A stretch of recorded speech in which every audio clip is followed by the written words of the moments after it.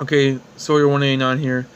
For today's new comic book review, it's actually technically not a new comic book. It's been out for a few weeks, but I never got to read it. I never got to catch up reading it yet, so this is basically a catch-up review.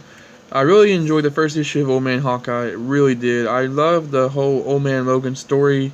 I love the way that world is weaved with the villains in control and all that. It's very creative with all the different characters and such.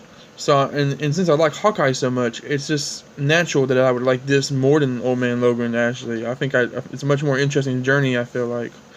It also kind of feels more personal with the whole Bullseye, as you can see here, chasing after Hawkeye. Yes, he's the sheriff, and yes, he's trying to catch Hawkeye because technically Hawkeye is a criminal against the state or whatever. But you get the impression that Hawkeye and Bullseye got into a fight years before, and Bullseye is now like cybernetic now because he's like because apparently Hawkeye really messed him up. That's the impression that you get. He has the robotic eye that has the scanner and everything inside of it, and the title of the issue is Eye for Eye, or that's the title of the kind of storyline, I guess. And so as you can see here, and I'm not gonna. There's really gonna be no spoils in this. I probably should have said it a little earlier, but there's gonna be no spoils in this because this comic is a few weeks old. So anybody that really wanted to read it has probably already read it by now.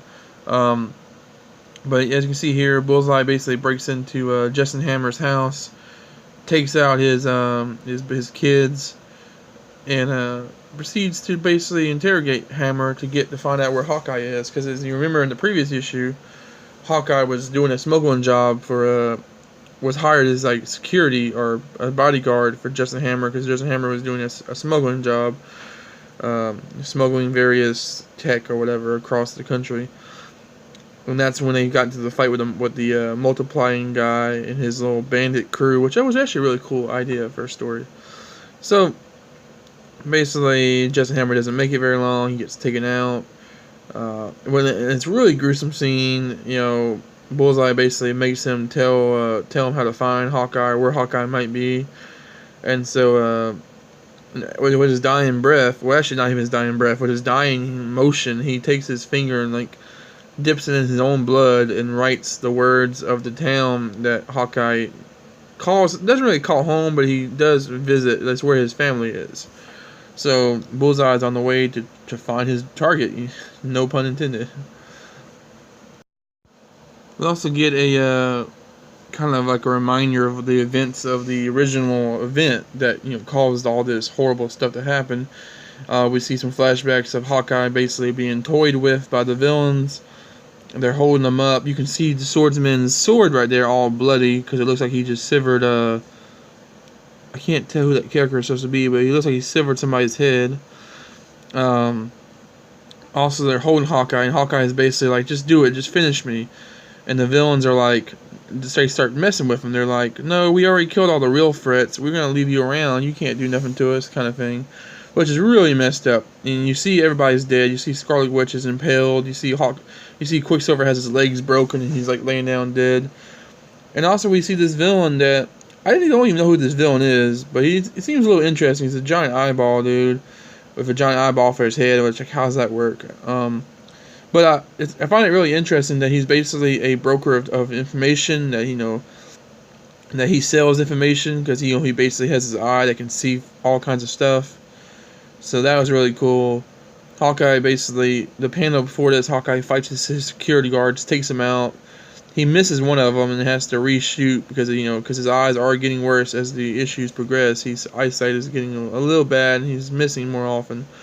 But the eyeball guy eventually tells Hawkeye that he can find that the next part of his clue would be to go to Arcade's murder world, because that's where the big man's at. Who you don't really find out who the big man is, but apparently the big man has connections to the Red Skull's regime, and that's who Hawkeye needs to track down. So as we can see here, Hawkeye arrives at Murder World, which if you're a fan of like 80s X-Men, you would know that Murder World is the name of Arcade's random death carnival thing. That's normally small scale, but as we can see here, he's made it into a gigantic theme park that I'm sure is just insane. We also see here in the last panel that the Venom, the multiplying Venom, which that sounds terrible to just even look at it. That's a horrible thing to fight against. It pops up at Justin Hammer's grave, and is basically he's also trying to find Hawkeye.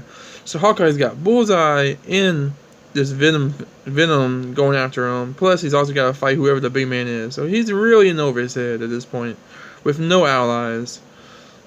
And then, as we see here in this promo for the next issue, the big man is stepping on Hawkeye, and he's literally a big man. So I'm assuming maybe it's Goliath, or maybe it's... I don't think it's Giant Man, because Giant Man, like in the original Old Man Logan graphic novel that is set in the same universe as, Giant Man, you see Giant Man's corpse. It's like a giant corpse laying around the countryside. So I don't think that's who the... But do you guys know any other giant-sized people, especially villains? Like, do you guys know any bad guy, giant-sized people in the Marvel Universe? I can't think. So that's all I've got for this review, this issue.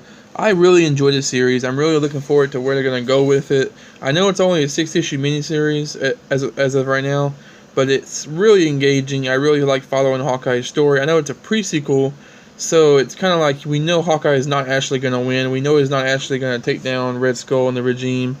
But we do know that eventually these events will lead to his part in helping set Logan on the course to do it.